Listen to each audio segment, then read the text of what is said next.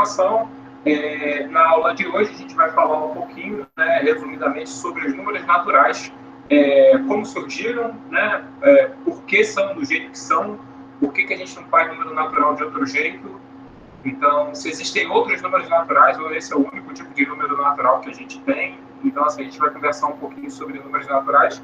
E é claro que não pode faltar duas coisas. Um, axioma de Peano, e outro, princípio de indução matemática. Né? Tem que ter o valor de números naturais, tem que ter essas duas coisas. Na verdade, tem que ter uma terceira também, que é o princípio da boa ordem, que fala que todo subconjunto dos números naturais tem um elemento mínimo. Bom, mas isso é o bate-papo da aula de maneira geral. Isso está no capítulo 3, que eu já disponibilizei ontem para vocês na plataforma lá no Google Classroom. Agora, deixa eu conversar um pouquinho com vocês sobre as tarefas que vocês fizeram. Assim, para começar, eu achei bem legal os áudios de todos vocês sobre o que vocês acham que é um axioma, e eu acho que assim, todos estão mais ou menos... eu acho que o podcast do Número Imaginário, né, o rapaz é muito legal. Acho que ele deixa bem claro o que é um axioma. Né? Assim, ele é um conjunto de...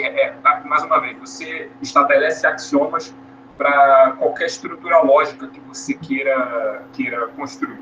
Por exemplo, o direito, ele tem uma axiomática ali dentro.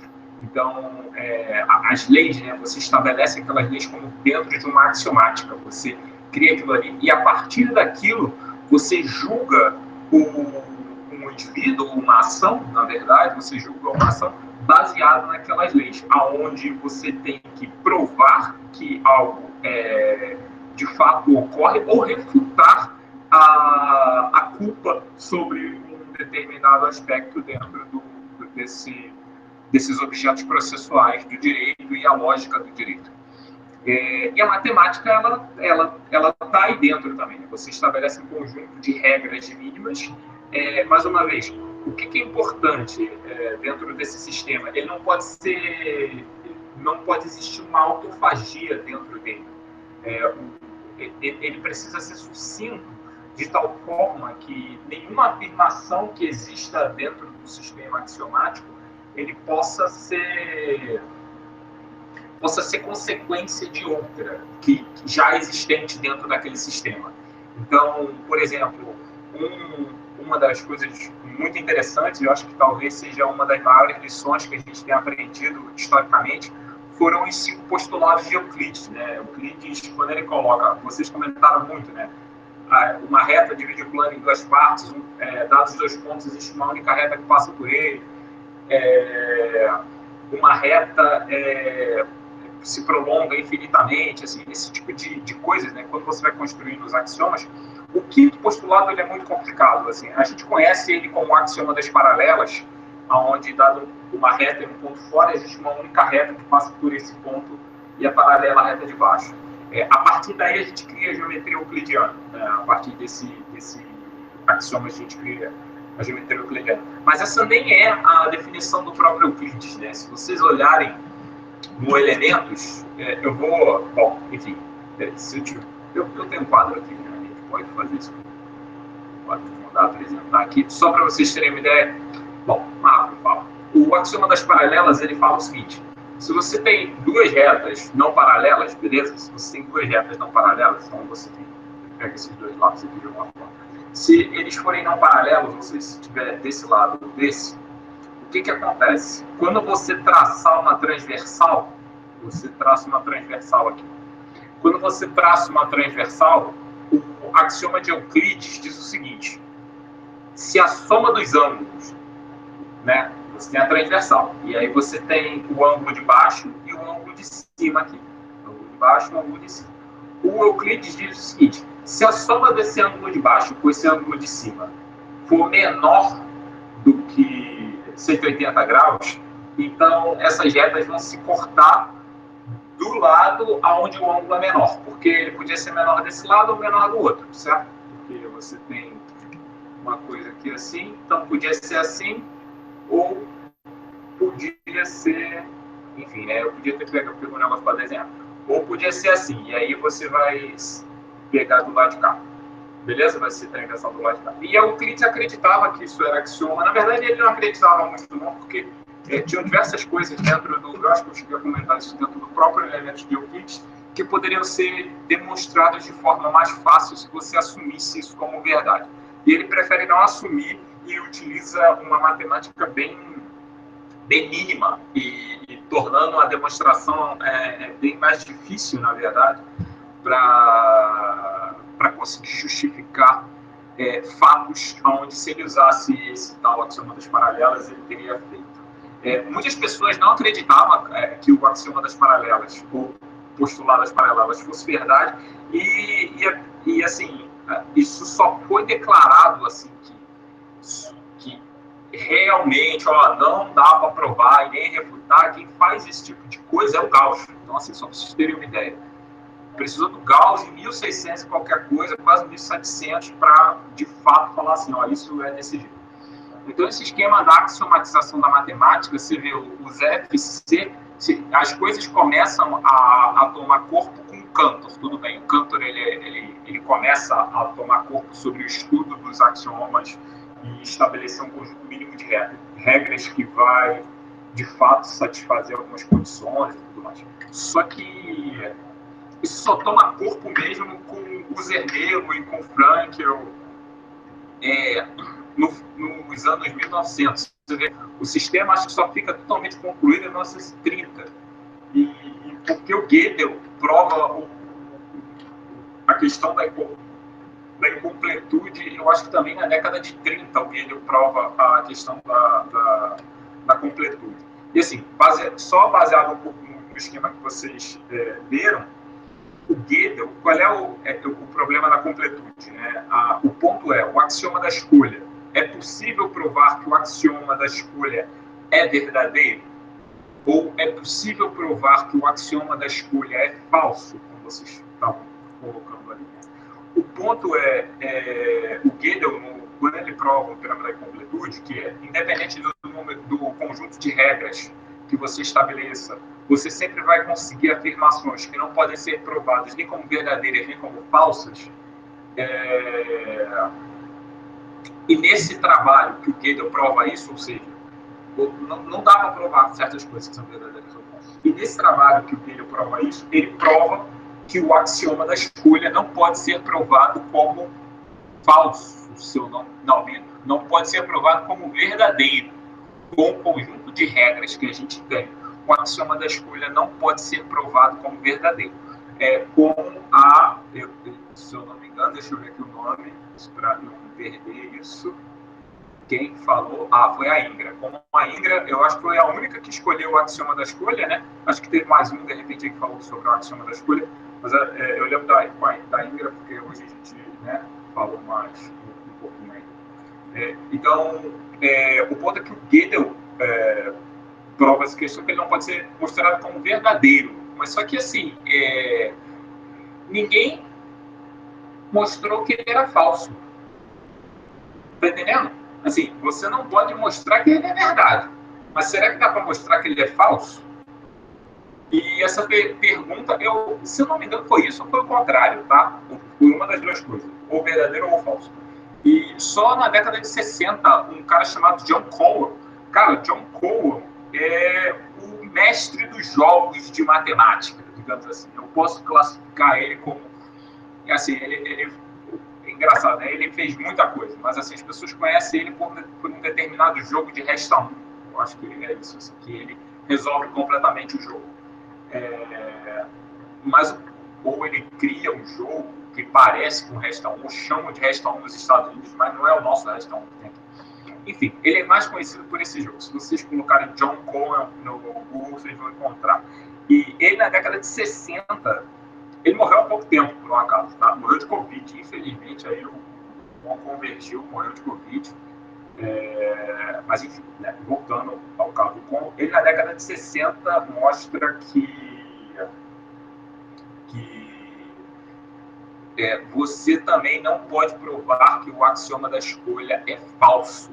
Então, assim, década de 30, o Gödel mostra uma coisa, década de 60, o com mostra, digamos assim, a recíproca do resultado. Assim, para vocês terem uma ideia como é que o negócio é delicado, né? Como é que é bacana a matemática vai evoluindo, né? E como é que essas questões são recentes. Assim. Isso também é importante vocês entenderem, que esse pensamento lógico que a gente tem hoje em dia, ele é bem recente. Então, assim, levar a minha questão é levar esse... Eu acho que vocês professores, precisam ter um pensamento lógico. Assim, vocês precisam conhecer e dominar. Mas como esse pensamento lógico, ou como esse pensamento lógico deve estar na sala de aula de vocês, aí é que são elas. Entendeu? Então, aí é que a gente precisa refletir um pouco para levar isso de forma mais palatável e agradável. Existem diversas formas de fazer isso. A gente vai falar de alguns livros aí no decorrer da nossa conversa, e esses livros eu acho que tem tudo para fazer esse meio de campo, né? Para conseguir entrar na sala de aula com atividades, leituras, histórias. Eu acho que essa é um pouco a pegada. Alguém tem alguma dúvida? Alguém quer fazer algum comentário? Estamos abertos? Não? Gente, que doideira, hein? Vocês no WhatsApp são muito melhores, sabe? Se a conversa aqui não flui. Né? Beleza. A Indra, eu acho que ela falou de um paradoxo chamado paradoxo de Banach-Tarski. Alguém se habilita aí a estudar um pouquinho mais sobre o paradoxo de Banach-Tarski? Não? Ninguém? Beleza, então deixa eu falar.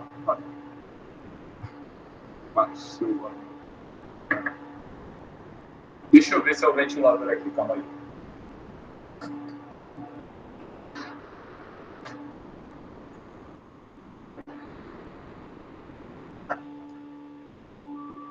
Melhorou? Melhorou? Gente, fala aí comigo. Melhorou o áudio? Agora ficou mais limpo, porque saiu o barulho. Ventilador, né, cara? A gente tá num calorzinho aí o ventilador tava ligado, mas tá certo. Pra dar aula é melhor tirar o ventilador, que depois vocês vão ficar escutando esse negócio com no fundo, é uma porcaria. Vamos lá, permitir aqui, deixa eu botar aqui a inteira. Tá certo. Então, se alguém quiser falar lá, a aula mesmo ela vai começar agora, né? Já tem aí uns 10 minutos da gente conversando, só para registrar, porque às vezes isso não fica tão claro. Né?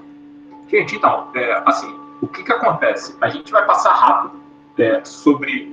Vocês vão ver que eu vou correr, tá? E aí isso talvez seja ruim no início, mas assim, o objetivo é chegar, digamos assim, isso aqui é aula, mas pode ser capítulo, né? Eu chamei de aula, mas na verdade é capítulo, e o objetivo é chegar no capítulo 6. Então assim, a gente vai correr, literalmente aqui, tá? Então, para chegar no capítulo 6. Deixa eu fazer uma pergunta, que aí é uma pergunta para eu tirar dúvida mesmo com vocês. Quem aqui está fazendo ou já fez o curso de álgebra e teoria dos números? Teoria dos números, não? Aqui, chama. Eu fiz álgebra 1. O áudio falhou, professor. Qual curso? Álgebra 1. Não é linear no 1, não, hein? É álgebra 1. Nossa, dele sentiu falta de mim. Você vê que homem... Não é aritmética que você está falando? Aritmética, isso aí, Flávia. Obrigado. Aritmética, isso aí. Eu tô fazendo. Tá fazendo? Eu já fiz. Quem não fez? Aritmética já fiz. Quem não viu aritmética? Quem não viu aritmética? Tem alguém que não viu aritmética? Porque se não viu aritmética, isso vai ser um problema, entendeu? Talvez seja o problema do processo assim, é se falar assim, eu não vi aritmética e não estou fazendo agora. Se estiver fazendo agora, dá um jeito. Ó, o Gabriel, né? Gabriel não fez. Ou fez? Eu fiz. Ah, fiz. Beleza, comecei, tranquei no período passado. Quem não fez, essa talvez seja o ponto, né? Esse capítulo, para quem não fez o curso de aritmética, é um pouco problemático. Por quê? Porque aqui eu vou olhar o princípio de indução matemática. E o princípio de indução matemática, ele é o que vai nortear o nosso bate-papo em quase tudo, entendeu? E qualquer hora que eu vou chegar, eu vou aplicar o princípio de indução matemática em diversas coisas. Então, assim, a gente vai estar fazendo alguma coisa e, de repente, o princípio de indução matemática vai estar batendo na nossa porta. Então, é por isso que eu peço a vocês, assim, um certo cuidado com esse capítulo, que ele é um capítulo que é onde tudo começa. É a partir dele que a gente vai deduzir todos os outros números. Tá? Então, vamos começar com alguma coisa aqui. Tá? Então, bom, teoricamente,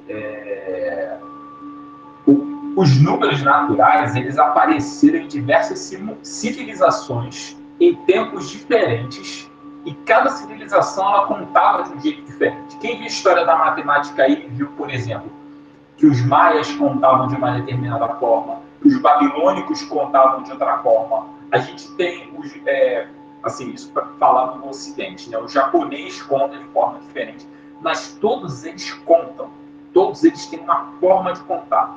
Mesmo as civilizações mais primitivas, se vocês derem uma olhada no vídeo, eu não coloquei esse vídeo aqui na descrição, mas existe um vídeo que é a história do número 1.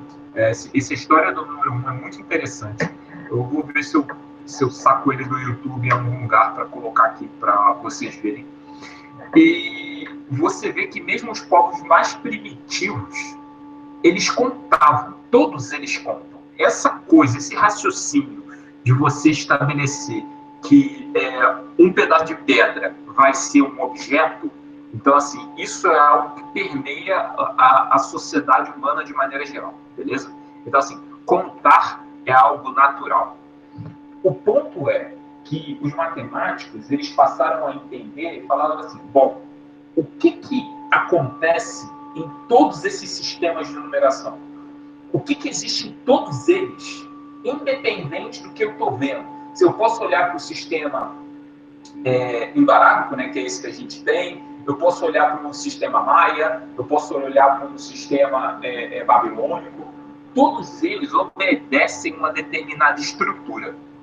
Então, assim, isso é importante, entendeu? Então, assim, você entender isso, você olhar diversos sistemas de numeração, eu acho que é isso que a ciência faz de maneira geral. Quando eu digo a ciência, eu não digo só a matemática, ela observa o fenômeno, e aí, a partir do fenômeno, ela diz assim, bom, essas são as circunstâncias mínimas que estão acontecendo dentro desse fenômeno, que isso diz que qualquer coisa que acontecer isso daqui, eu vou passar a chamar de número natural. Vamos entender, assim, eu acho que, agora eu não lembro o nome do rapaz, eu vejo aqui rapidamente, aí vocês veem o WhatsApp, né, que vai aparecer aqui na tela rapidamente. Quem foi? Não foi em Collier, foi depois. Foi em Collier. Tinha feito um comentário, rapaz, esqueci. Bom, enfim, perdi. Bom, perdi. Esqueci o seu nome. Olha, me desculpe, depois eu olho de novo para ter certeza quem é você direitinho, tá? Você comentou sobre definições. Pode se acusar, hein? Quem foi, tá? Por favor. Você comentou sobre definições e axiomas. Uma definição, ela não é um axioma. Uma definição, ela vem da sua observação. Você olha um determinado acontecimento e você fala assim, todo mundo que acontecer isso, eu vou chamar de número natural. Todo mundo que acontecer isso, eu vou chamar de espaço vetorial. Por exemplo, isso é algo bem claro, né? Assim, quando você está vendo álgebra linear, a definição de espaço vetorial, né? Eu acho que quem já viu aí álgebra linear, definição de espaço vetorial são aquelas 8 propriedadezinhas. Aí você pega assim, qualquer espaço vetorial que tenha essas 8 propriedades, qualquer objeto de conjunto que tenha essas 8 propriedades, ele vai ser chamado de espaço vetorial. E aí depois, né, lá no final do curso de álgebra linear, você pensa assim, todo espaço vetorial de dimensão n, ele é o Rn. Então, você tem lá, sei lá, polinômio de grau n. Esse é o Rn mais 1. Você tem, sei lá, soluções de uma determinada equação diferencial. Esse vai ser o R2, porque sendo inconsciente você consegue fazer. Você tem lá um espaço todo maluco que é um plano. Ele é uma cópia do R2. Ele é um R2. Então, assim, você consegue enxergar esse tipo de coisa. Ou seja, ele é um espaço vetorial de dimensão 2. Então, qualquer espaço vetorial de dimensão 2, por mais maluco que ele seja, você pode tratar ele como sendo um R2. É claro que lá isso tem uma característica. E aqui, que é mais flexível no caso, porque o espaço vetorial é um pouco mais flexível, e aqui a gente tem uma estrutura um pouco mais rígida, que são os números naturais. Aqui no começo, e aí eu peço para vocês lerem, eu defino esse conjunto N aqui com essas regras, e aí assim, bem, o que a gente tem de interessante aqui? A gente define esse cara aqui como sendo o primeiro elemento, essa concha aqui como sendo o primeiro elemento. O sucessor da concha é o ponto, o sucessor de um ponto são 2 pontos, o sucessor de 4 pontos é uma barra, e o sucessor de uma barra é uma barra com um ponto em cima. Então, assim, e aí a gente vai definindo, a gente definiu o menor elemento, e a gente vai imaginar quem são todos os sucessores desses elementos. Então, assim, é isso que os números, por exemplo, quando a gente olha a questão das civilizações, é mais ou menos isso que eles estabelecem. Eles estabelecem sempre um menor elemento, e aí, a partir desse menor elemento, ele define quem é o seguinte, como uma determinada representação. E aí, qual é o importante? Ele tentar conseguir fazer isso com todos os números.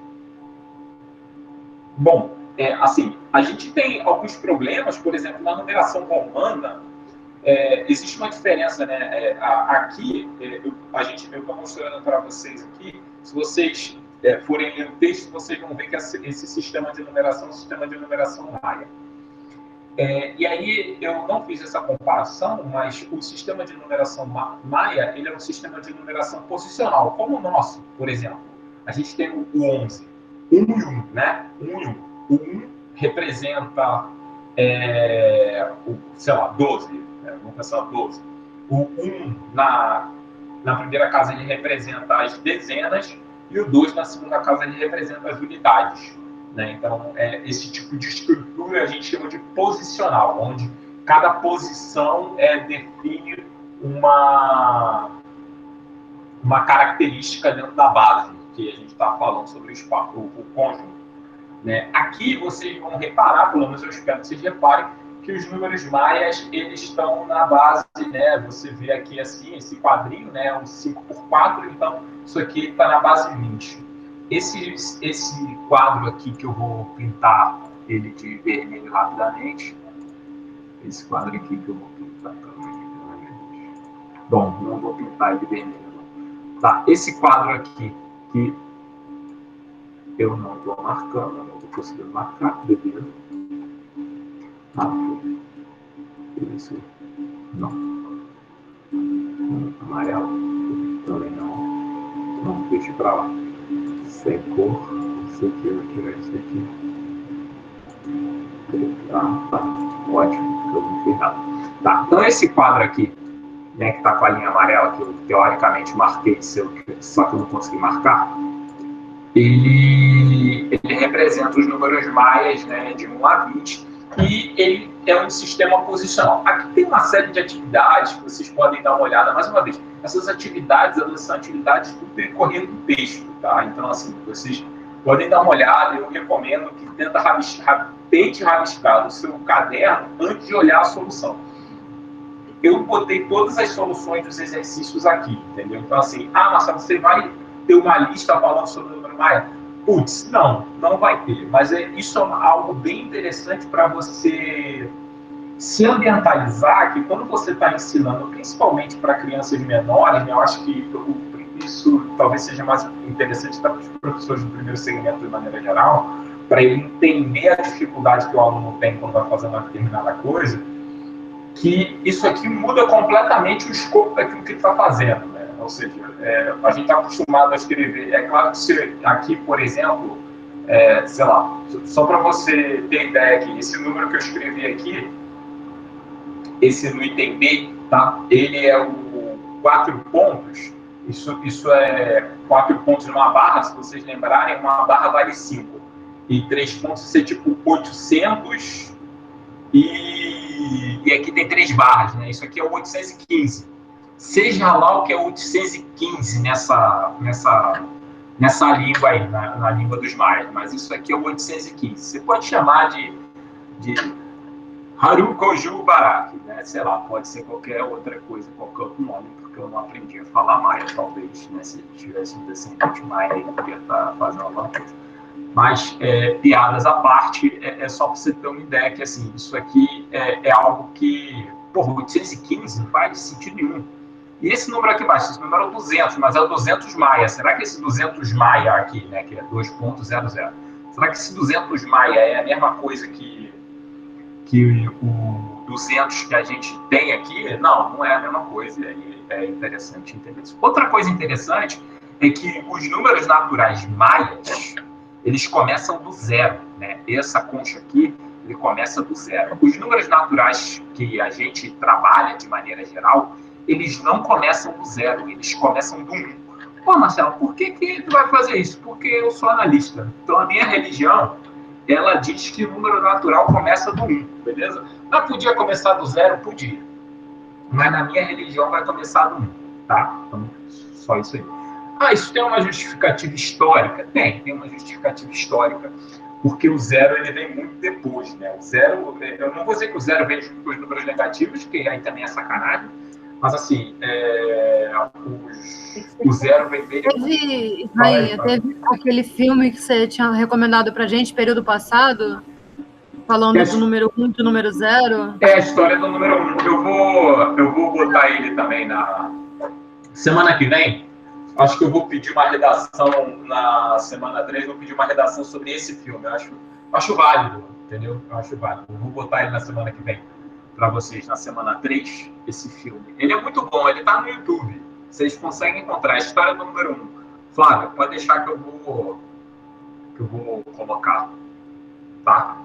E aí, assim, nessa brincadeira aqui, a gente vendo até aqui, a gente vê o seguinte, que os números maias, eles têm um menor elemento, todo elemento tem sucessor. Por que eu não posso chamar esse conjunto de número natural? E aí eu vou parar de apresentar um pouquinho aqui, e essa pergunta é para vocês. Por que eu não posso chamar isso de número natural? Ou eu posso chamar de número natural? Guardando aí, hein?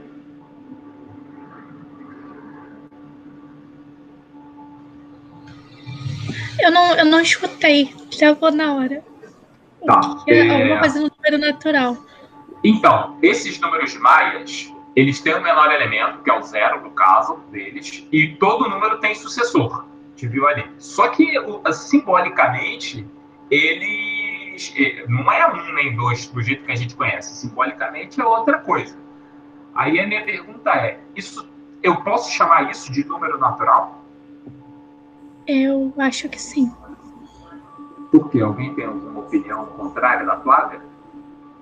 Não, minha, da Nicole. Perdão, da Nicole. Desculpa, Nick.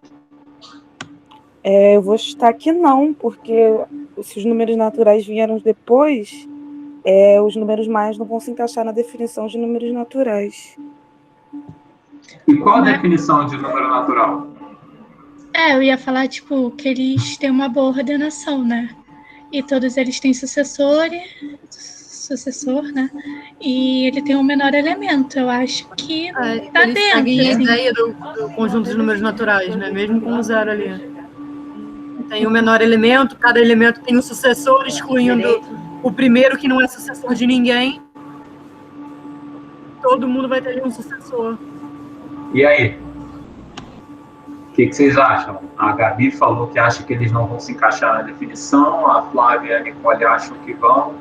E aí, mais alguém? Mais alguém? Eu vou escolher o João Vitor. Fala comigo, João. Boa noite, professor.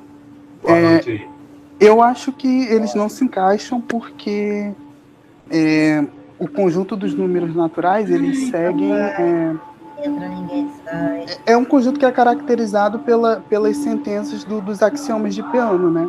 Que são aqueles 3 axiomas lá.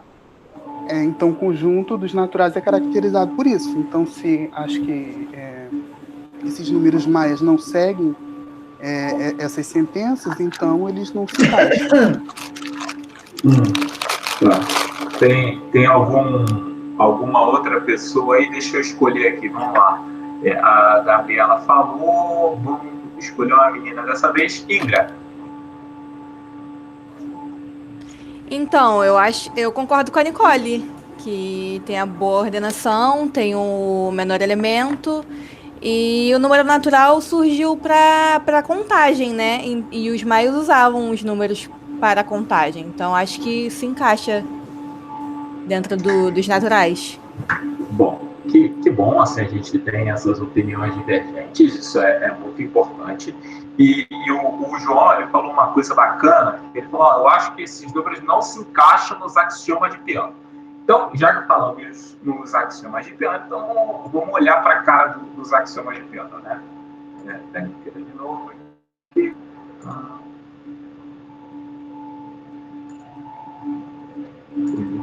Vamos olhar para a cara dos axiomas de Peano. Tá? Então, os axiomas de Peano, daqui a pouco eu volto ali para a gente conversar sobre essa ideia do Big Bang. Os axiomas de Peano são isso aqui, ó.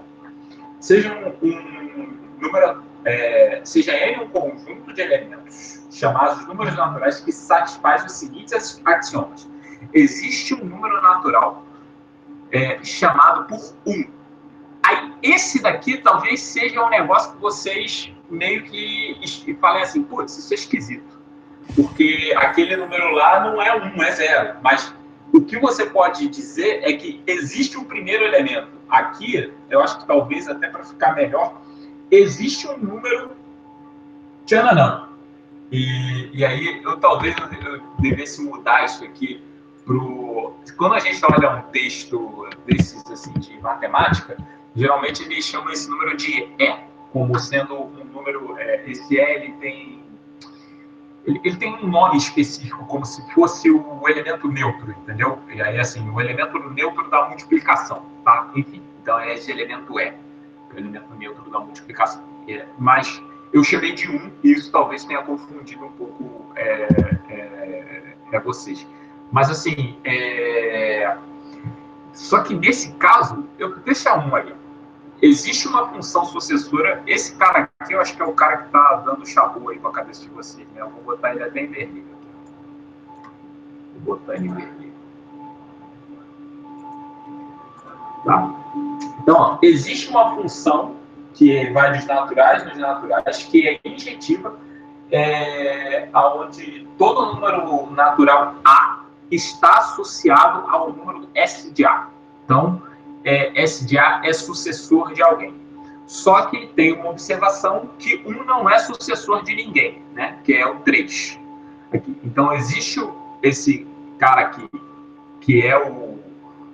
Na verdade, existe um menor elemento, né? Só que eu não posso chamar de menor porque como ele não... eu não posso chamar de menor porque eu ainda não sei que é um conjunto. Eu só vou entender que é menor depois, que a gente ainda não sabe o que é menor e maior. Mas existe um número, qualquer coisa, aí eu diria que eu vou chamar isso aqui de pedra.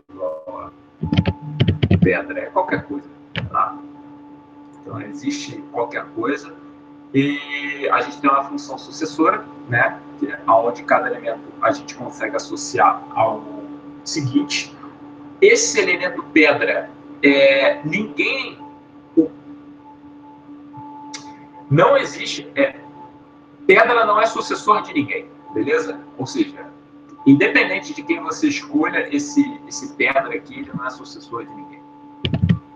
Pedra, beleza? Isso aqui, ele não é sucessor de ninguém.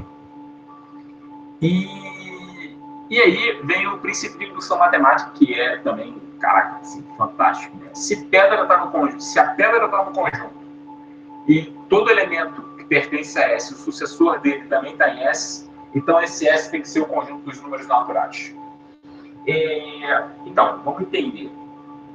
o ponto é que essas coisas são indistinguíveis, tá? Aquele conjunto lá dos números maias e esse daqui, a gente vai conseguir uma associação entre eles que ambos vão ser conjuntos de números naturais, beleza? Esse cara aqui que eu chamei de 1, né, eu acho que isso talvez tenha confundido vocês por conta disso, ele não precisa ser necessariamente o 1. Assim, se ele não for o 1, algumas das coisas que eu escrevi aqui no texto vai mudar, mas nada muito grande vai mudar, entendeu? Vai mudar o trick-trick, na hora de executar o trick-trick ali, de fazer as coisas, vai mudar, mas não vai mudar muito, entendeu? Eu espero que vocês entendam isso. Assim, vai mudar alguma coisa, mas não vai mudar muito. O algebrista, ele geralmente coloca o 0 aqui dentro do conjunto dos naturais. E o analista, ele prefere não considerar o 0 dentro do conjunto dos naturais. Tá? Então, assim, como a minha escola é uma escola de análise, eu acabo preferindo não considerar o 0 dentro do conjunto dos naturais. Mas, né, para aqueles que vão sair daqui, vão se tornar professores e dar aula em escola, né, esse tipo de coisa, é importante, quando você dá soma, essas coisas assim, você ter o 0 dentro do conjunto dos naturais, porque é o elemento neutro da soma, né? Então, 0 mais qualquer coisa é qualquer coisa. Então, assim, esse tipo de coisa eu acho que é o pensamento aí que vocês têm que levar. É uma questão de escola, tudo bem? A escola que eu gosto mais, que é a escola da análise, de maneira geral, ela costuma não considerar o 0 como sendo natural, o 0 inteiro, e aí por isso que talvez vocês tenham confundido. Aquele conjunto dos números maias, João, ele é também um conjunto dos números naturais, entendeu? Sem problema nenhum. Só que ele é um conjunto dos números naturais começando por 0. Né? Eu comento aqui que, na minha visão, essa coisa dos números naturais, isso parece um Big Bang, sabe? Porque, assim, é algo muito fantástico. Eu não sei se para vocês parece ser tão fantástico, mas, cara, imagina o seguinte, você tem um objeto, aí você tem uma função que leva esse objeto do sucessor dele, e vai levar o sucessor no sucessor, o sucessor no sucessor, e assim sucessivamente. Né? E aí, pronto, acabou. Você sabe contar até o infinito. Entendeu? E o que é interessante, o princípio de indução matemática, né, ele é assim, muito louco, né? Porque ele fala assim, olha, se você pegar essa propriedade aqui que vale para, se o 1 tem digamos que você tem um conjunto que tem uma propriedade, né? Sei lá, essa propriedade vale para o primeiro elemento. Se você provar a propriedade com o elemento, se você conseguir mostrar que a propriedade, se ela vale para qualquer elemento, então ela vale para o sucessor também, então você tem imediatamente que essa propriedade vale dentro de todo o conjunto dos números naturais. Então, assim, percebe que você vai provar 3 proposições, você vai provar três proposições apenas, e essas 3 proposições, elas vão te dar infinitas proposições.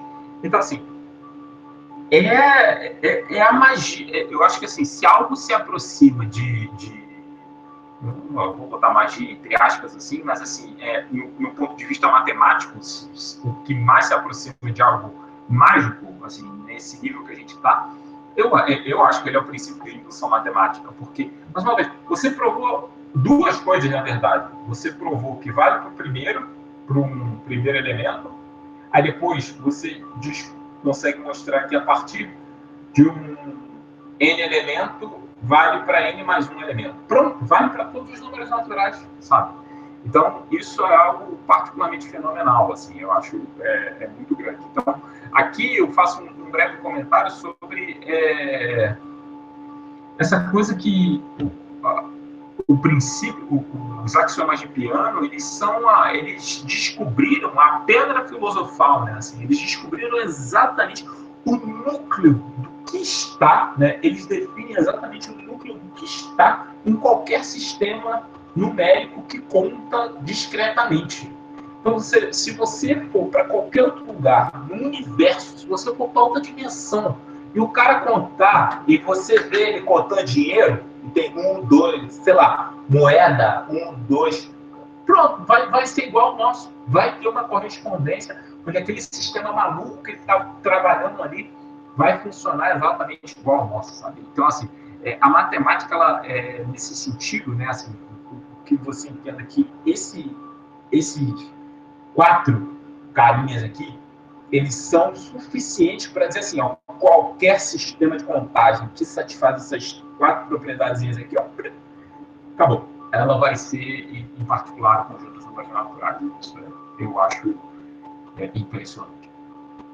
É claro que, assim, aí vocês vão ter que ler um pouco do texto, porque a gente tem os números naturais e aí a gente precisa entender, compreender o que vai ser a soma e o que vai ser o produto dentro dos números naturais. E aí é que, né, entra, de fato, a gente vai definir a soma de uma determinada forma, e aí vem algumas coisas interessantes, tá? Por exemplo, eu defino a soma aqui como sendo esse tipo de coisa, né? Eu preciso entender o seguinte, essa frase aqui que está em vermelho, a soma definida como 1 e 2, beleza? Define-se a soma de números naturais como sendo isso daqui. Então, assim, olha, há um número natural, mas a pergunta é, se A e B pertencem aos naturais, será que A mais B pertence aos naturais? Mais uma vez, isso, eu entendo que para muitos de vocês isso possa parecer claro, tá? Eu entendo que para muitos de vocês isso possa parecer muito claro, mas não é, tá? Mas não é. Assim, e aí o que eu tenho aqui é uma definição, beleza? O que eu tenho aqui é uma definição. E a partir dessa definição que a gente está trabalhando aqui, é que a gente vai conseguir fazer e definir precisamente o que é um número natural, beleza? Que a soma está bem definida. Mais uma vez, o que a gente coloca com essas 2 propriedades aqui, teoricamente, é a definição da soma. Aí a pergunta que a gente precisa responder isso é uma boa definição? Para isso ser uma boa definição, então, dados 2 números naturais quaisquer, eu preciso conseguir mostrar que o A mais B são números naturais. Né? Na verdade, que A mais B é um número natural, né? Que essa soma é um número natural. Isso, às vezes, isso não é tão claro, beleza, gente? Então, mas a demonstração, ela tá feita aqui, assim, mais uma vez. Eu espero que vocês tentem ler e aí depois a gente conversa um pouco sobre isso, porque essas primeiras aulas eu preciso andar um pouco mais rápido, depois eu diminuo o passo, tá? Não tem problema, não. A multiplicação a gente faz exatamente da mesma forma, tá? E veja bem, a técnica que a gente usa para fazer esse tipo de prova é o princípio de indução matemática. Porque, a gente define um conjunto A, um conjunto E, onde E vai ser A mais B. Né? Onde E vão ser os B's pertencentes aos naturais, tal que A mais B pertence aos naturais. Então, a gente vai usar o princípio de indução para mostrar o quê? Para mostrar que E na verdade, todo o conjunto de números naturais. A gente mostra que o 1 pertence, depois a gente consegue mostrar que se você pegar um número qualquer, né, então o sucessor dele também vai pertencer. E aí esse é o objetivo da brincadeira, né? Vai pertencer a E, tá bom? Então, assim, depois dá uma lida com calma, não tem problema nenhum, pode me perguntar, se fala, pô, Marcelo, não entendi alguma coisa, não tem problema. No semestre passado, eu marcava com os alunos de atender eles. A gente tem encontros síncronos às segundas-feiras, no semestre passado era quarta, perdão. Então, eu posso combinar de atender vocês 1 hora por semana na quarta-feira. Quem quiser entrar na quarta-feira, entre 6h30 e 7 horas, eu vou disponibilizar um link e aí quem quiser ficar aí até, sei lá, umas 7h30, no máximo 8 horas, a gente pode conversar sobre lista de exercícios. Só tem esse horário, Rainha? Porque esse horário eu tenho aula. Pode ser mais cedo, Flávia. Depois das 8 eu evito. Pode ser mais cedo. Por exemplo, sei lá, 5 horas. De 5 às 6 fica melhor pra mim, porque às 6 horas eu tenho outra aula. Tá. E pro Só restante? não essa semana. Não, tranquilo. E pro restante? Eu também tenho aula de concordo com a 6 às 8. Flávia. Então pode ser de 5 às 6. Então pode ser de 5 às 6. Ok. Pra mim tá ok. Tá. Então, beleza. De 5 às 6 a gente se encontra aí. Eu atendo vocês. Eu também, eu tô como aluno da Bruna, né? Aí a Bruna tá dando aula de 6 às 8 também na quarta-feira. Exatamente. Essa É exatamente a aula que eu tenho. Essa aula dela.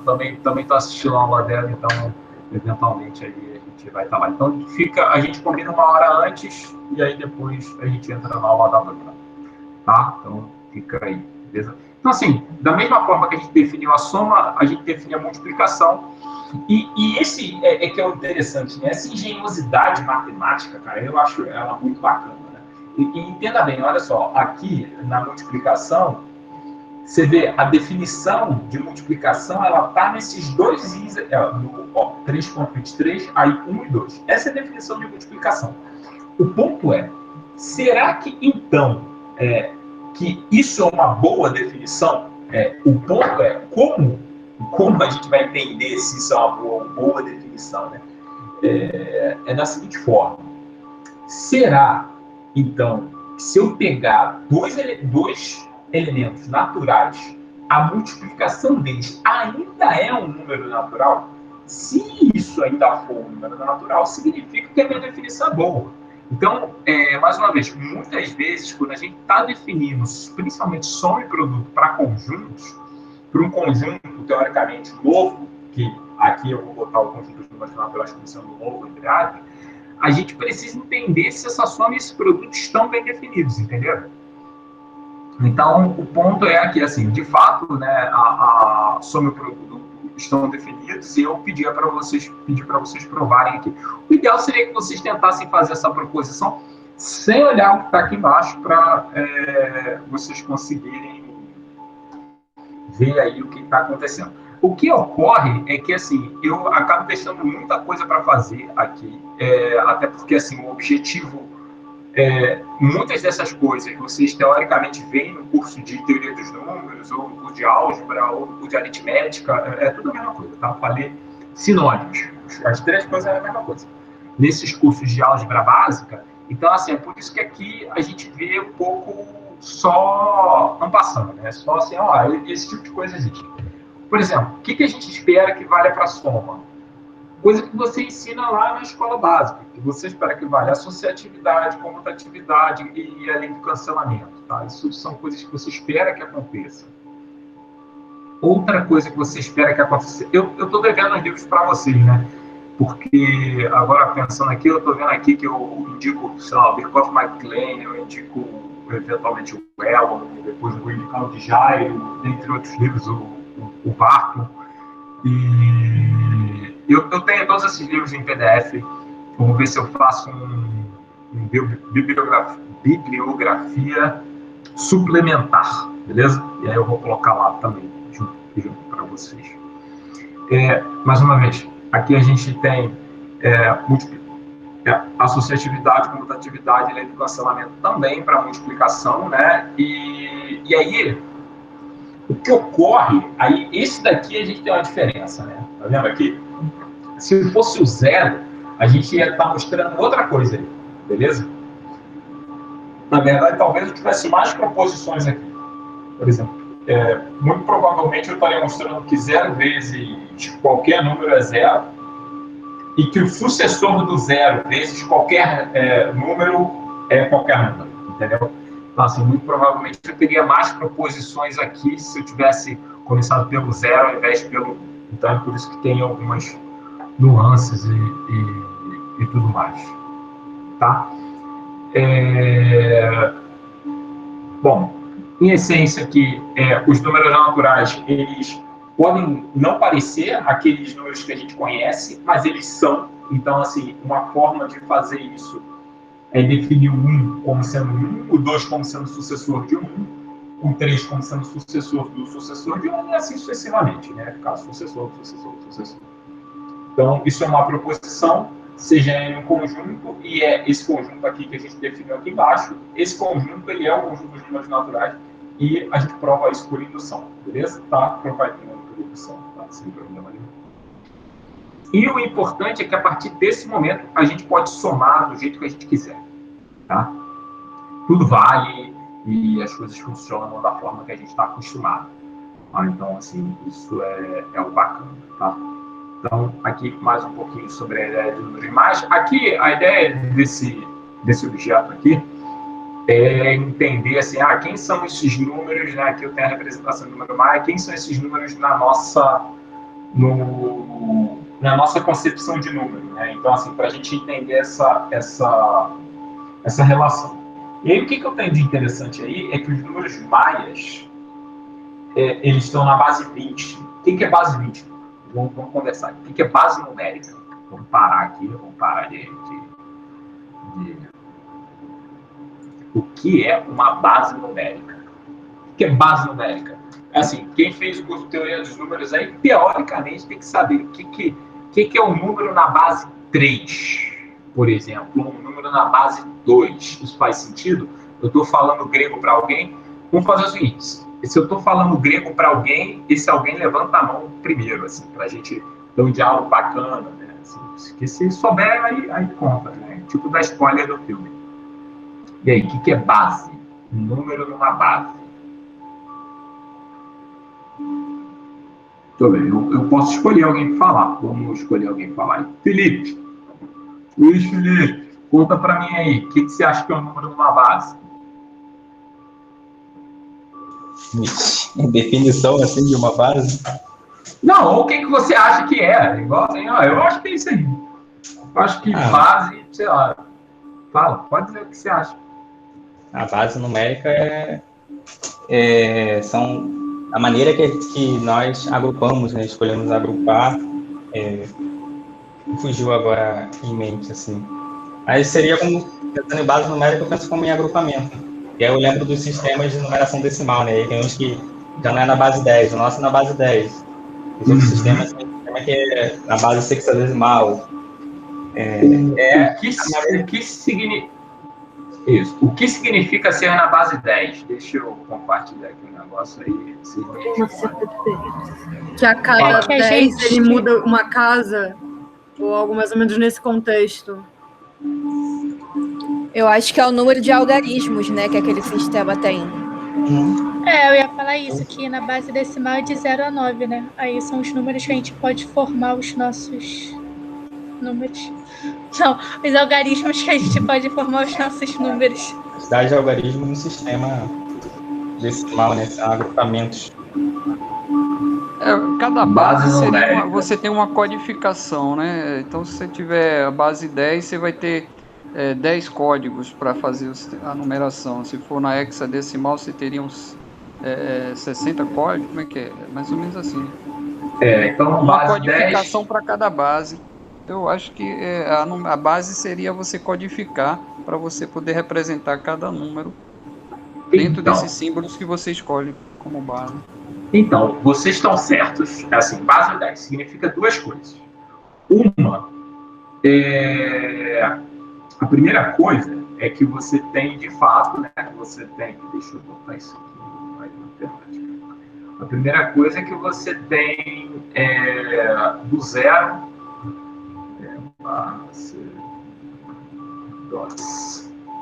ao 9 para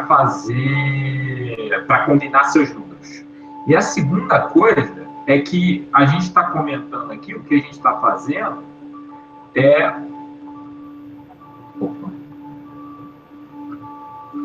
um sistema posicional. A gente tem duas coisas. Esse posicional.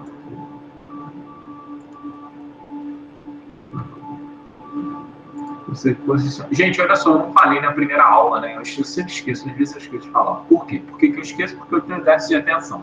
né? E a segunda coisa que eu tenho também é dislexia. Eu diagnosticado, tá? Eu abstraio isso. Então, por exemplo, eu posso não acentuar palavras, eu posso escrever, sei lá, cozinha com S, eu faço esse tipo de coisa, gente. Então, já, assim, ver aqui, posicional tem acento? Não sei, não apareceu o vermelho aqui para mim estar escrito certo, beleza? Mas se tiver escrito errado, vocês me corrijam, não tem problema nenhum. Tá? Então, assim, a gente tem que ele tem 10 números e ele funciona de forma posicional. Então, um número aqui, ele pode ser escrito da forma, sei lá, 3 vezes 10 ao cubo, mais 5 vezes 10 ao quadrado, mais 0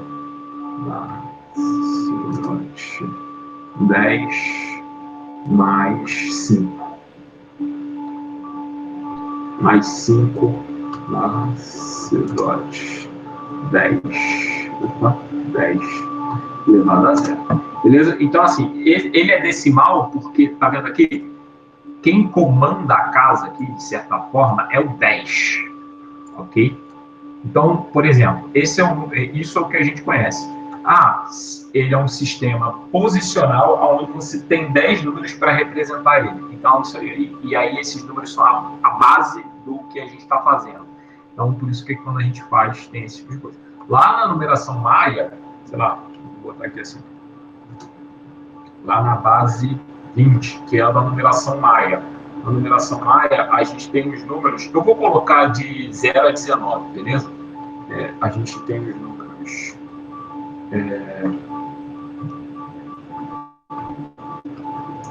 de 0, de 0, então,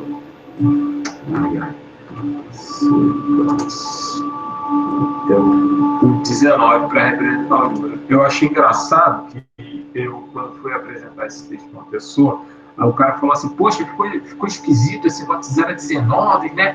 E aí o número está na base 20. Aí eu olhei para a cara da pessoa e falei assim, ué, mas de 0 a 9 é base 10. A pessoa ficou me olhando um tempo assim, demorou para entender. Mas acontece esse tipo de coisa. A gente tem o mesmo sistema posicional, mas, por exemplo, esse número aqui, aí eu vou escrever ele de forma diferente, 18, eu vou botar um ponto dedo aqui. 18.16.7. Esse número aqui, por exemplo, ele é o número 18 barras.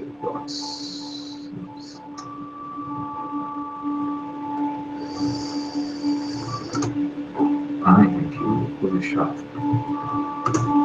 18 vezes 20. Mas eu espero que tenha pelo menos elucidado aí para quem não conhecia o que era esse negócio de base. Marcelo, isso é exaustivo, isso é visto com maiores detalhes nesses cursos aí que eu falei para você, tá? Que é teoria dos números, o aritmético, álgebra 1, tá? Então, assim, você vê isso com maiores detalhes. Nesse primeiro não era para ser 20 ao quadrado? Ganhando pelo 18 vezes 20 ao quadrado. Obrigado, Flávio. Isso aqui. Mais esse barra C-dot 20 mais... mas é mais 7, né? Mas aí eu vou botar barra C-dot. Tá? Então, assim, é só para registrar que esse tipo de coisa aqui a gente tem, por exemplo, isso aqui, base 10, a gente escreve isso aqui, é base 10, a gente tem nessa concepção, e aqui a gente tem, por exemplo, base 20. Enfim, a gente tem coisas binárias, que é base 2, que é algo também bem difundido, a gente tem base 60, o relógio, por exemplo, é base 60, e a numeração, por exemplo, dos babilônicos, ele funciona na base 60, a base 60 particularmente é muito boa para fazer conta. A base boa mesmo para fazer conta era a base 8. O ideal seria que a gente não tivesse o dedo mindinho, sabia? Eu acho que se a gente não tivesse o dedo mindinho nas duas mãos, entendeu? Se fosse assim, a gente só ia contar até 8. E aí a gente ia fazer tudo na base 8, ia ser muito mais fácil. Eu juro para vocês, eu acho que a humanidade tinha que ter só 8 dedos ao invés de polegar opositor, tem que ter, né? Mas aí, se tivesse só 8 dedos, ia ser muito bom, porque a gente ia fazer conta com base 8. 8 é bem melhor que fazer conta. Tá? Vocês podem estar me olhando com uma cara estranha, mas é a pura realidade, gente. Estou sendo sincero com vocês. Bom, vamos voltar lá para o texto de maneira geral, já entendemos o que é essa. Até em cálculos simples? Até cálculos simples, com certeza. A gente vai conseguir fazer cálculos na base 8, a conta é bem mais fácil. Assim. A gente, mais uma vez, olha só, 8. Quantos divisores tem 8? A gente tem o 2, o 4, a gente tem o 2, o 4 e o 8, né? Então, assim, a gente tem mais possibilidades de fazer conta, entendeu? Potências de 2 ia funcionar muito melhor do que o que a gente tem hoje em dia com base 10. 10 é só 0 e 5, cara. É horrível para fazer conta. Ah, sim, entendi. Entendeu? Vou dar um exemplo. Quer dizer, um exemplo, no Ramanuja, né, que vocês curtem o Ramanuja. O Ramanuja, ele fez uma fórmula. O Ramanuja fez uma fórmula para encontrar π. Eu não lembro agora se foi o Ramanuja ou foi uma outra pessoa. Acho que foi uma outra pessoa. Foi na década de 70. O cara encontrou um jeito de escrever π na base 16, beleza? Então, assim, se a gente sabe escrever π na base 16, fazer na base 8 é tipo, só metade, né? Nem tão difícil assim botar na base 8, na base 16, você fazer essa transposição. Aí você consegue encontrar, aí ele foi programação, né? Você consegue encontrar exatamente o dígito de π baseado nessa base 16 em que as pessoas fizeram uma programação bem interessante para isso. Se a gente tivesse na base 8, isso ia ser bem mais natural do que o que foi feito, entendeu? Assim, só para a gente ter um exemplo. Aqui, gente, eu fiz o que tem que falar de outra coisa. Deixa eu ver se eu botei aqui. Não. Tá. Vocês sabem o que é homomorfismo? Caraca, falei o quê? Homomorfismo. Faz sentido essa palavra?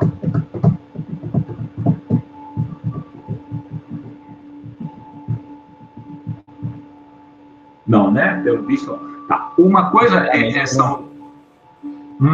duas coisas são homeomorfas, pode repetir a palavra aí, homeomorfas.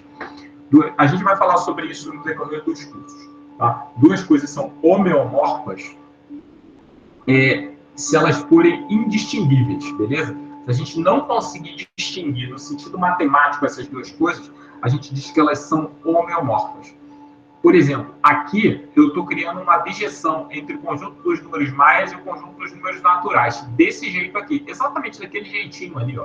Tá vendo? Pega um número maia qualquer e a gente está fazendo a representação decimal dele, né? Quer dizer, quando eu expando isso aí desse jeito, eu encontro o quê? Eu encontro a representação decimal. Então, a gente consegue... Eu acho que isso aqui não é um homomorfismo, mas é só uma bijeção. Então, a gente já consegue uma bijeção entre qualquer número natural e os números maias, beleza? Eu vou voltar falando na próxima aula. Eu só quero... Aqui, ó.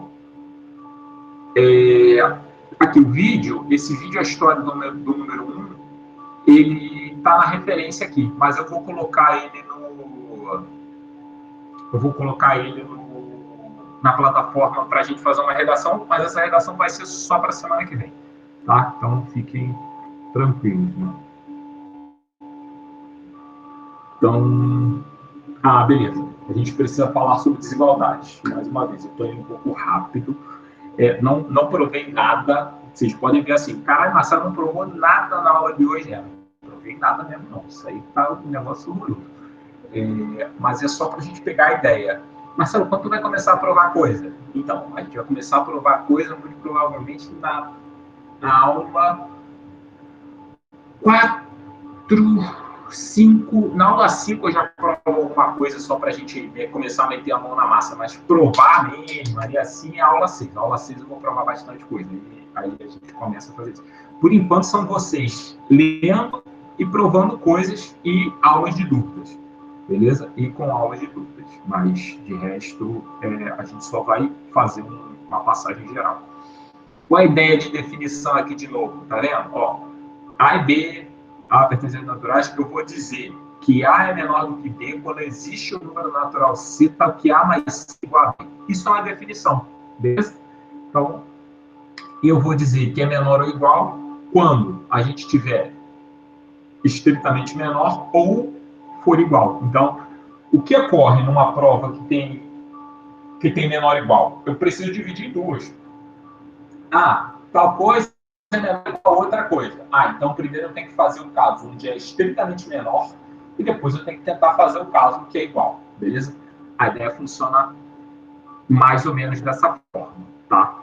Então, bom, aqui são as proposições básicas, né? Por exemplo, a noção de desigualdade, ela satisfaz, se você olhar o que a gente está fazendo aqui, ela é simétrica, né? A é maior ou igual que A, e A estritamente maior do que A é falso. Observe o seguinte, por que é falso? Porque vale ali do cancelamento, entende? Por exemplo, só para entender aqui, assim, por que ela é falsa? Porque se você pegar...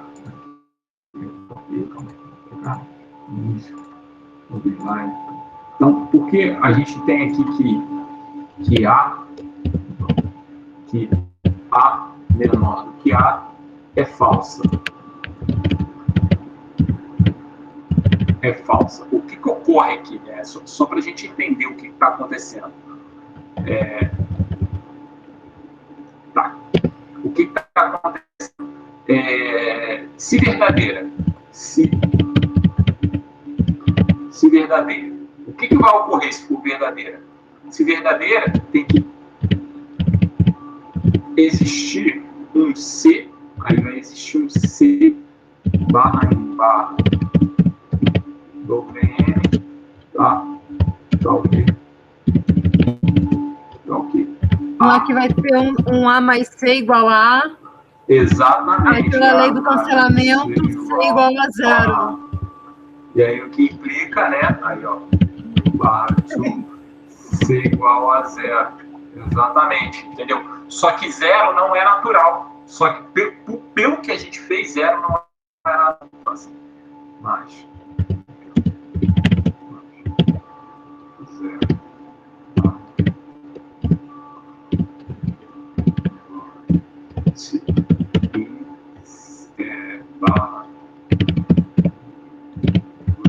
Então eu tenho uma contradição, entendeu? Então assim, é falso, porque se fosse verdadeira, então tinha que existir o C, tal que esse tipo de coisa acontece, mas isso é um absurdo, isso não pode existir, beleza?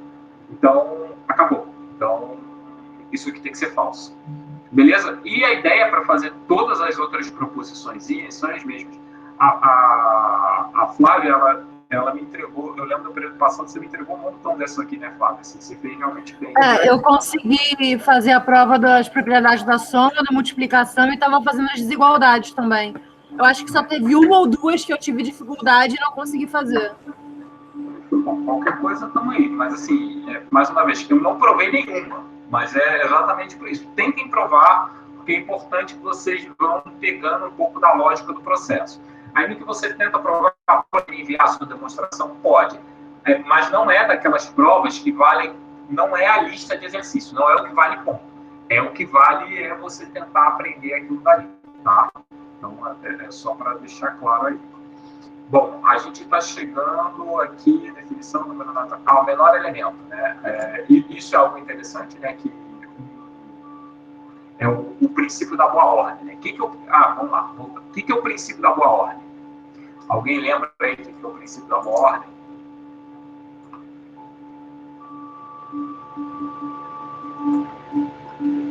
Caramba, hein? Que beleza.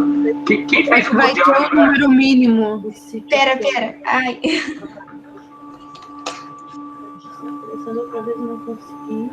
Todo conjunto ele vai ter um menor elemento. Isso. Todo conjunto não vazio.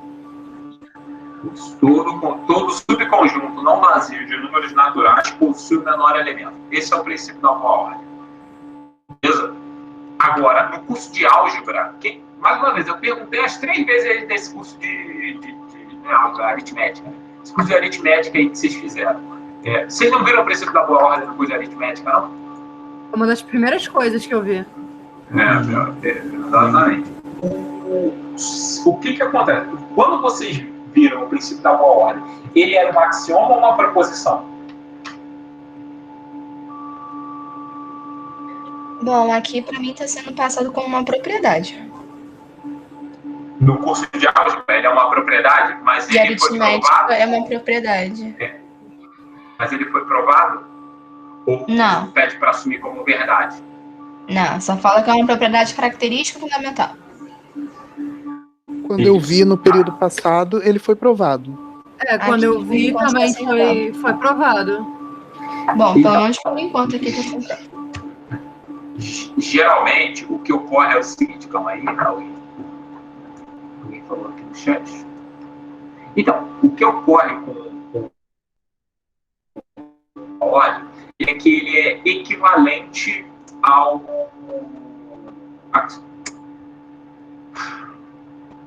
Rapaz, ele é equivalente ao... Caralho, isso é Alzheimer, gente. Esquecer assim é foda. Cara, acabei de falar do negócio. Acabei de falar. Calma aí. Eu vou ter que voltar na página para falar. Você falou do piano? Indução matemática. Indução matemática. Eu acabei de falar indução matemática, esqueci o nome. Então, o princípio da boa ordem ele é equivalente ao princípio de indução matemática. Tá? Então, assim, se você tem... Um deles tem que ser axioma, beleza? Acho que a regra é essa. Assim. Um deles tem que ser axioma.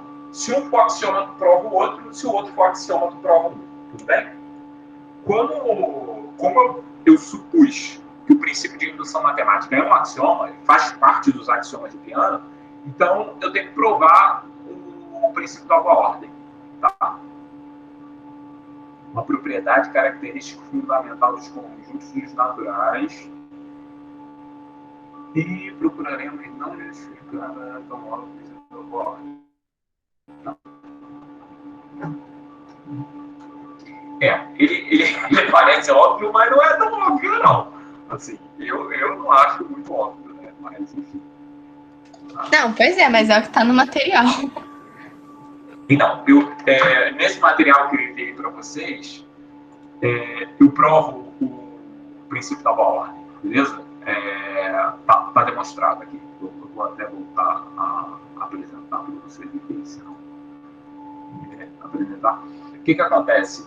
Mais uma vez, ele é equivalente ao princípio de indução matemática. Então, indução, para vocês verem aí, olha só, essa frase que a Giovana colocou, ela é muito boa, porque, de fato, isso é a pedra fundamental dos números naturais, ela é o princípio da boa ordem, beleza? Ela é o princípio da boa ordem, não tem problema nenhum com isso. Agora, o princípio de indução matemática, ele é equivalente a isso. Ou seja, indução matemática e princípio da boa ordem são as pedras fundamentais, em particular os axiomas de Peano, são as pedras fundamentais dos números naturais. Beleza? Então, assim, para vocês verem que não é tão óbvio assim, a demonstração tem quase meia página aqui. E assim, eu não sei, espero que todos entendam, assim, se alguém não entender, a gente conversa um pouco mais. Mas aqui, ó, do conjunto não vazio possui um menor elemento. Mais uma vez, você pode tentar provar a volta, tá?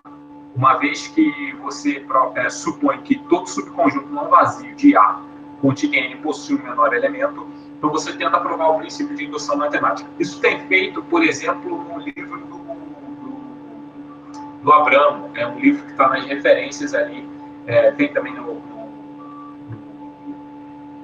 Birkhoff-MacLean, tem outros livros de álgebra bem clássicos, essa equivalência. Aqui, o que eu fiz foi demonstrar o princípio da boa ordem, me baseando na indução matemática, tudo bem? Então, aí vem o corolário. Aí, esse corolário aqui, eu acho ele bem importante, porque ele fala exatamente sobre isso, né? Aqui eu botei uma prova que você vai encontrar aqui no Miles e Coelho de 2006, mas isso aqui eu botei na lista de exercício. Tá? Eu fiz, sabe essa lista desse período agora que eu coloquei? Então, esse exercício aqui não é ele, mas é bem parecido com ele, assim, exatamente essa mesma estrutura, né? Ou seja, se um conjunto ele tem e se todo elemento pertencente a ele, o sucessor dele está nele, então esse conjunto vai ter todos os elementos a partir de A. Ele vai ter todos os números naturais a partir de A. Isso é uma ideia do princípio de indução matemática estendida, tá? Então, assim, esse corolário aqui eu botei ele na lista de exercícios para vocês tentarem fazer. Tem uma prova dessa aqui lá, mas eu acho que a prova, eu estava escrevendo um gabarito disso aí também essa semana, e eu esqueci que isso estava lá e eu fiz uma demonstração minha para esse exercício. Mas, enfim, acontece também. Eu acabo produzindo demonstrações de exercícios diferentes das demonstrações originais, onde eu fui pegar o texto para, teoricamente, escrever. Isso é bom também, porque isso prova que a minha cabeça ainda não... Né? Eu ainda tenho alguma coisa na cabeça. E eu acho importante fazer esse tipo de coisa também. Você cria suas próprias demonstrações sobre os assuntos. Tá? Esse daqui também é outra coisa aí, ó. Assim, é só pedrada, né? Vai chegando no final, você vem aqui. Princípio da boa ordem, bom. Aí depois vem o quê? Propriedade arquimediana. Propriedade arquimediana é a alma do negócio. Propriedade arquimediana garante que os números naturais são infinitos. Tudo bem? Tá, beleza. O que ocorre aqui, ó, na verdade, assim, você olha a propriedade arquimediana e, teoricamente, não é isso que ela está falando. Ela está dizendo o seguinte, ó, para todos A e B pertencentes aos naturais, sempre vai existir um N tal que N vezes A é maior do que B. Então, assim, a gente supõe alguns... Aqui, eu dei mole. A minha demonstração está mal feita. E aí eu convido vocês, eu tenho que olhar ela de novo. E aí eu convido vocês a tentar e reescrever. Por que a minha demonstração está mal feita? Porque olha o que eu estou usando aqui. Tá vendo isso aqui? Eu vou botar isso aqui em vermelho.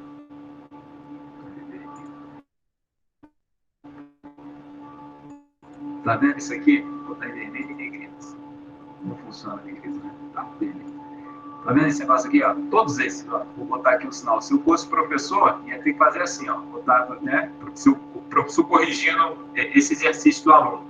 Lá sua demonstração tá ótima, mas a gente não sabe subtrair ainda. Falei, puta, esqueci disso. Então, essa demonstração aqui, eu preciso refazer ela, mas assim, ela é uma ótima, eu gosto muito dessa demonstração, ela é boa, ela usa Por que ela é muito legal? Ela usa o princípio da boa ordem, não? Ela vai usar o princípio da boa ordem. Tá? Então, o que está acontecendo aqui? Vamos entender. Deixa eu ver. Eu acho que eu consigo rabiscar aqui, ó, desenhar. Ah, moleque, consigo desenhar. O que eu estou dizendo é o seguinte, ó. Você tem A aqui, e aí você tem B, ó. Aqui, esse bichinho aqui é A. Tá? Você tem aqui. Aí o ponto é o seguinte: o B, ele não necessariamente é maior do que A, beleza? Se o B estiver antes do A, por exemplo, se o B estiver aqui, você pode botar um caso do B aqui. Se o B estiver aqui, aí acabou, porque o N vai ser 1. Então você vai supor o quê? O B é maior do que A. Então essas são algumas coisas que a gente precisa já começar a fazer, já a pensar. Então você tem certeza que o seu B está aqui. Ele está depois de A na história. Bom, aí o lance é o seguinte: é você conseguir colocar, se esse A fosse 1, por exemplo, o que você estaria mostrando? Que vai existir um número natural que vai passar do B. Ó, vai existir um número natural N, tal que N vezes 1 é maior do que B. Ou seja, mas isso aqui é N. Mas isso aqui é N. Então, na historinha aqui que a gente está fazendo, é o seguinte, o que é claro que assim, o resultado com A e B é legal, mas quando A é igual a 1, isso me dá um resultado muito bacana, que independente do número B que você coloque, você sempre vai conseguir um número natural N maior do que B. Ou seja, os números naturais são infinitos. Você não consegue, eles são o que a gente chama de ilimitados superiormente. Você não consegue barrar eles. Ele vai estar sempre, né, independente do número que você coloca, você vai ter um cara que está depois. E esse resultado é super importante para depois, quando a gente estiver falando de limite, a gente conseguir fazer muitas demonstrações usando o limite, tá? Cada coisa no seu momento, mas aqui é o primeiro núcleozinho onde a gente vê esse tipo. Essa propriedade arquimediana aqui, você consegue encontrar ela no livro do Elon, mas no livro do Elon, ela não tá legal. Por que ela não tá legal no livro do Elon? Porque o Elon usa o axioma do supremo para fazer isso. Na verdade, ele usa a propriedade do supremo, que a gente vai demonstrar no nosso curso a propriedade do supremo. Bem, eu fiz o curso dessa forma porque eu acredito que é importante que vocês conheçam como a gente constrói os números reais. E a construção dos números reais, ela passa exatamente por essa noção da gente compreender a propriedade do supremo, né? E o Elon, ele define isso como axioma. Aí você vê assim, pô, mas se a propriedade é axioma, por que ele define como axioma? Porque ele quer chegar muito longe dentro desse curso, entendeu? Ele quer chegar a ver sequências e séries de funções. Então, ele não está interessado que você entenda os meandros do que são os números. Ele está interessado em que você compreenda melhor o que são as funções. Então, assim, como a gente acredita que o professor de matemática, né, ele precisa dominar o que são os números, é por isso que eu montei esse curso aqui, por isso que a Unirio, né, ela pensou esse curso de forma um pouco diferente de outros lugares. Né? Então, assim, isso é só para deixar isso claro. Então, a propriedade do Supremo, eu não recomendo que vocês olhem no livro do Elon. Olha que está aqui, eu acho que ela é o melhor momento aí para vocês darem essa olhada. Aqui embaixo, e aí é meio que para finalizar o capítulo, a gente está falando sobre indução matemática. Aí é mais um montão de indução matemática, né? Fala da idade do dominó. Aqui tem algumas coisas aqui bem interessantes, tá? Esse exemplo aqui, eu preciso ser bem honesto, eu tirei daquele livro do Dmitry Fomin, eu tirei do livro do Dmitry Fomin, que são círculos matemáticos, alguma coisa de Olimpíada de Matemática, né? Fazendo clubes de matemática, é uma coisa para a Olimpíada de Matemática. E, assim, eu acho esse exemplo ótimo de indução matemática, ele é um bom exemplo até para explicar para a criança como é que funciona o princípio de indução matemática. Por exemplo, a pergunta é simples, né? Será que você pega uma folha de papel, beleza? Você pode quadricular, você pode cortar essa folha de papel quadrada. Imagina que é uma folha de papel quadrada. Você pode...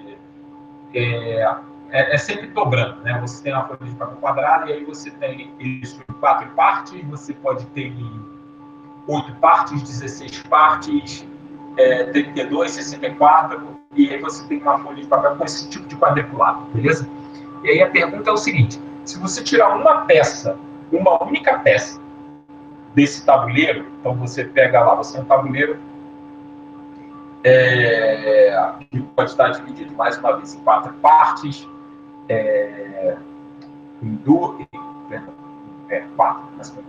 quatro partes, 8, 16 e assim sucessivamente.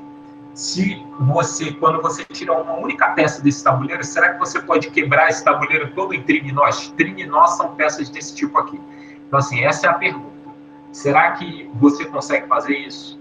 Então, assim, aqui, ó, dado um tabuleiro 16 por 16 de quadradinhos 1 por 1, será que você consegue tirar esse tabuleiro todo, onde você vai encontrar apenas cantos? Ou seja, você consegue quebrar esse tabuleiro todo para formar figuras que são só cantos, isso é verdadeiro ou falso? Aí, bom, aqui ele pega um caso 8 por 8, tá vendo? 1, 2, 3, 4, 1, 2, 3, 4. No 4, tá vendo? Ele tira essa peça, ele tira uma peça, e aí depois você vê que ele quebra todinho em triminós, né? Tá certinho, tá bonitinho. Digamos que ele tenha tirado essa peça mais escura. Aí tirou a peça mais escura, aí pronto, tirou a mais escura, aí tirou a branca, aí tirou essa mais cinzenta, aí pronto, já está tudo em triminal, consegue tirar direitinho. O ponto é que a gente vai conseguir fazer isso sim, e a ideia de fazer isso, você pegar qualquer tabuleiro, 2 elevado a n e 2 elevado a n, você vai conseguir sempre fazer esse tipo de coisa. Mas isso não é tão claro no primeiro momento, né? Assim, entenda bem, assim. Porque o que acontece? Você pegou um tabuleiro, esse aqui é o tabuleiro 2x2. Aí, do 2x2, você construiu o 8x8 aqui, facinho. 8x8 não, 4x4, facinho. Aí, do 4x4, você constrói o 8x8, né? Porque basta você dobrar esse tabuleiro aí, que ele vai funcionar da mesma forma. Beleza? Então, não tem muito mistério, sabe? Então, e você vai conseguir fazer a mesma coisa, tá? Então, esse é o bacana da ideia desse jogo, em particular, dessa dinâmica para explicar a indução matemática. Eu gosto bastante. Aqui tem essas questões de indução matemática clássicas, eu botei ela aí na lista de exercícios também. Essa daí eu não vou dar a prova, tá? Isso aí são umas coisas meio clássicas. Daqui tem uma que é importante, beleza? Duas, na verdade. É a propriedade. Eita, deixa eu voltar isso aqui. Opa. Tá. Tem Professor, uma. Fala. Diga, tá diga. um zumbido muito forte no seu áudio. Tem É. algumas pessoas comentando. Ih, rapaz, aí agora eu nem sei o que. Deixa eu parar aqui, então. Eu nem sei o que eu posso fazer. Deixa eu tirar. Já não tem. Deixa eu tirar aqui. Então. Às vezes acontece esse tipo de coisa. Tem um avião, né? Aí. Melhorou? Parece até que o senhor tá numa nave espacial, tá muito forte. Isso. Melhorou? Não, eu vou fazer o seguinte, Não. eu vou sair.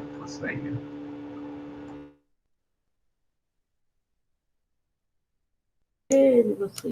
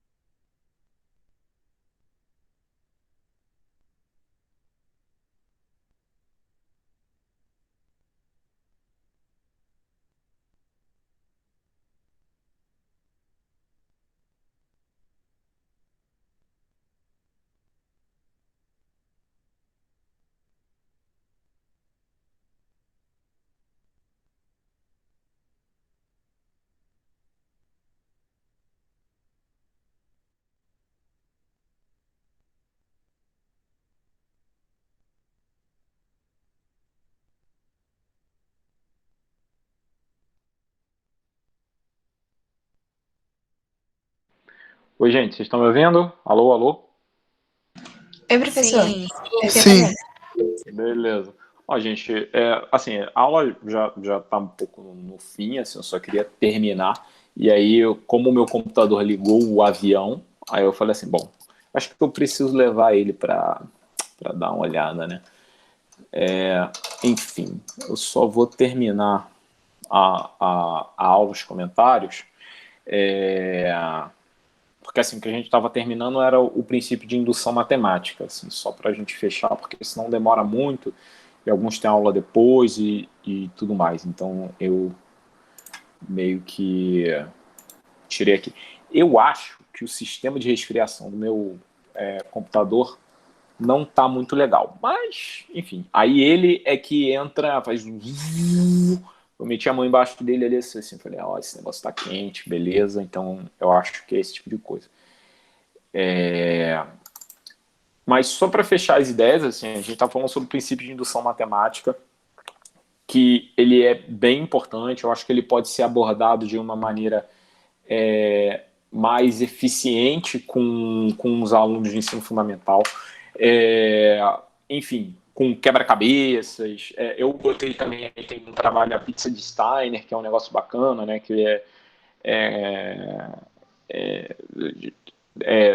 de qual o maior número de cortes, de pedaços que N retas conseguem dividir o plano, né? Mais uma vez, a pizza de Steiner, o objetivo é resolver esse problema, né? Dadas N retas, qual é o maior número de partes que N retas conseguem dividir o plano. E aí também é um problema de indução matemática envolvendo esse tipo de coisa, e é um desses problemas que eu acho que ele pode ser visto no ensino básico. Então, assim, o curso de análise, ele tem um pouco essa vertente, assim, a gente, principalmente quando a gente fala dos números e dos objetos, eu sou um entusiasta que a gente consegue apresentar coisas com valor, digamos assim, com valor matemático mesmo para crianças, entendeu? De qualquer idade. Basta que você entenda de que forma você vai apresentar isso para esse público. Então, assim, uma vez que você entende a forma que você vai apresentar, putz, bacana, entendeu? Você consegue atingir aquelas pessoas ali.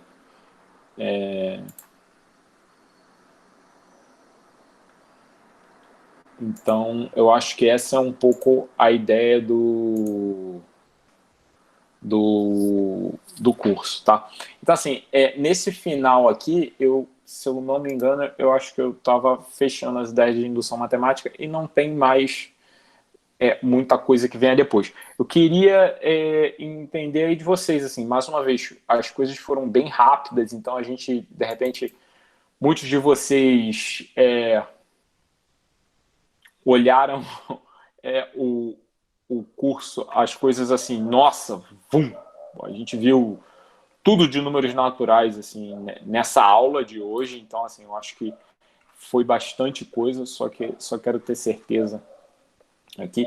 São duas coisas, olha só, no material que eu enviei para vocês, na parte de indução matemática, duas coisas são importantes. Uma, que vocês tentem resolver o problema x mais n, 1 mais x elevado a n.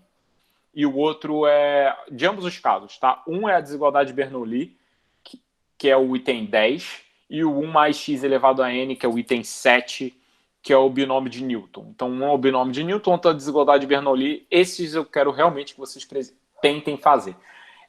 A desigualdade de Bernoulli está na lista, o binômio de Newton não, tá? Eu não estou apresentando para vocês, mas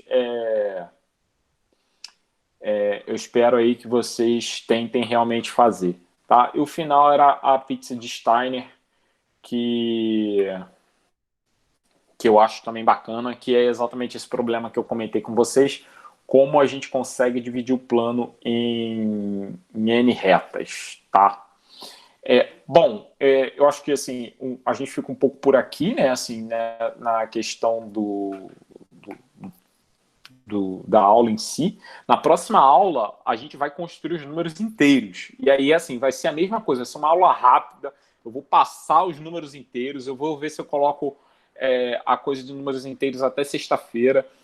Mais uma vez, eu entendo que muito provavelmente vocês não vão conseguir terminar de ler o material todo, fazer a lista e tudo mais, mas assim, é importante que vocês peguem o escopo da coisa, tá? Como a coisa funciona de maneira geral. Então, assim, isso é importante que vocês tentem ver. Então, na aula que vem, a gente vai ver os números inteiros, vai revisitar a definição de relação de equivalência e homomorfismo, e vai ver uma perspectiva história da aceitação dos números negativos nos números negativos de forma geral, tá? Então, é esse tipo de coisa que a gente vai ver. Aqui tem o documentário da BBC, tem um link no YouTube para ele, tá? A história do número 1. Eu vou ver se eu coloco lá também. Tem um outro link muito bacana, que é o Código Pascal. Eu acho que esse é uma minissérie da BBC, tá? Bom, enfim. E tem algumas aulas aqui também. Acho que tem uma aula aqui também. Eu devo colocar um outro vídeo, além desse que dá aula, né? Um outro vídeo resolvendo a lista de exercícios que eu botei essa semana.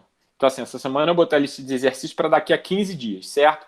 Então, assim, eu vou botar um vídeo resolvendo essa lista. Se vocês tiverem alguma dúvida ou quiserem que eu apresente algum vídeo apresentando algum dos conteúdos que está aí, mais uma vez, é um vídeo mais curto, uma coisa de 20, 30 minutos no máximo, apresentando algum dos conteúdos que estão aí que vocês não estão conseguindo entender, vocês se organizem e me peçam que eu faço isso, tá? Então, eu acho que é essa a ideia. Muitos de vocês não falaram muito sobre o axioma da escolha, né? Eu acho que só para a gente fechar essa ideia também da tarefa, mais uma vez, a aula fechou, quem quiser sair pode já, mas assim, a questão do axioma da escolha, só para a gente fechar isso aí, cara, ele é muito interessante porque ele permite essa coisa... É uma função que escolhe, né? Ele permite que você entre dentro de um saco e escolha coisas, e pegue coisas. E aí, assim, eu sei que isso pode parecer esquisito, mas quando você faz isso com infinidades, com coisas infinitas, você começa as coisas começam a ficar esquisitas, beleza? Eu sei que pode parecer que não, mas as coisas começam a ficar esquisitas. Existem alguns teoremas de matemática, assim... eu sei que vocês ainda não sabem o que é compacto, mas, digamos assim, pega um intervalo fechado delimitado. Aí a pergunta quando você olha para um cubo, por um quadrado, o que é um quadrado? O cartesiano de dois compactos de dois, o cartesiano de dois intervalos fechados, beleza? O que é um cubo? Um cubo é um cartesiano de 3 intervalos fechados desse, né? AB, fechados assim. Aí você pode falar assim, então vamos para maluquice. Vamos pegar uma infinidade de intervalos fechados, limitados, assim, compactos, e pegar o cartesiano desse povo todo, é o chamado tal do hipercubo. Será que esse hipercubo vai continuar sendo compacto? Se você pegar uma infinidade desses caras? Bom, a resposta é que vai, e que isso é equivalente ao axioma da escolha. Olha só que coisa interessante, né? Assim, isso, você pegar uma infinidade de conjuntos compactos, né? Que é essa coisa do intervalo fechado e limitado, e dizer assim, pegar o cartesiano dele. Será que esse cartesiano aí... Faz sentido cartesiano, né? Cartesiano estava na aula passada. Tá no material aí na aula... No capítulo 2, né, na aula 2. Será que esses caras vão ser compactos ainda? A resposta é sim, e isso é equivalente ao axioma da escolha. Então, assim, se o axioma da escolha for mentira, isso também é mentira. Então, isso te dá um suporte, dá um aquecidozinho no coração. Então, tudo bem, pô. Caramba, isso aí é super aceitável, vale o axioma da escolha. Só que, por outro lado, tem o tal do paradoxo do Banach-Tarski. O paradoxo de Banach-Tarski, o que ele diz, né? O paradoxo de Banach-Tarski, ele fala o seguinte: se você pegar uma bola e cortar ela de forma esperta, vou botar de forma esperta, assim, entre aspas, tá? Se você cortar ela de forma esperta embaralhar os pedaços, juntar de novo, então você vai encontrar uma bola com volume igual ao dobro da bola anterior. E isso também dá para ser feito com o axioma da escolha. Então, é por isso que as pessoas não gostam muito do axioma da escolha. E quando eu perguntei se alguém se anima em estudar um pouquinho mais sobre o paradoxo de Banach-Tarski, é porque eu tenho um livro, e esse livro está lá na Unirio, no caso, ele não está aqui. Ali em cima são alguns dos meus livros, né? Acho que vocês devem estar vendo ali para cima, eles estão meio desarrumados, mas é porque, bom, o computador começou a fazer barulho demais, aí vocês estão vendo a minha estante desarrumada. E esse livro, ele mostra, assim, é um livro grossinho, né? No caso, se fosse um trabalho de TCC, não seria para estudar ele todo, ou seria só para ter uma ideia de como é, porque tem que aprender bastante matemática para entender o que ele faz, né? Tá? Mas se alguém quiser se aventurar, estamos aí, tá? Estamos aí para estudar um pouquinho mais de matemática. Beleza? Bom, por hoje é só. Eu acho que, calma aí, eu queria falar com o rapaz que editou, que me mandou o link do Anchor. Agora não vou conseguir entrar aqui. Que me enviou o link do Anchor. Eu vou pedir para você ficar na sala. Eu esqueci seu nome. Gente, eu sou péssimo com o nome. É o Marcos. Helenilson. É o Helenilson. Helenilson, que a gente conversa aí. Eu acho que eu tenho muito a contribuir para o seu podcast. Eu vi lá que você botou tem uns 5 episódios, já ouvi todos. Tá? Você tá de parabéns aí, hein? Tá, obrigado. Parabéns, bacana mesmo. Tá? E por hoje é só, gente. Eu vou parar de gravar. Eu não sei se eu consigo parar de gravar aqui, porque... Bom, já volto. Vocês vão ver meu computador, porque agora eu vou botar na tela de WhatsApp para abrir aqui, que o meu WhatsApp web saiu. Para vocês terem uma ideia do chabu que deu. O meu WhatsApp web saiu. QR Code. Vamos lá. Quer que tente cancelar a gravação? Hã? Quer que tente parar a gravação? Aparece a opção. Então pode parar a gravação. Não sei se funciona. Tenta aí. Se parar, parou.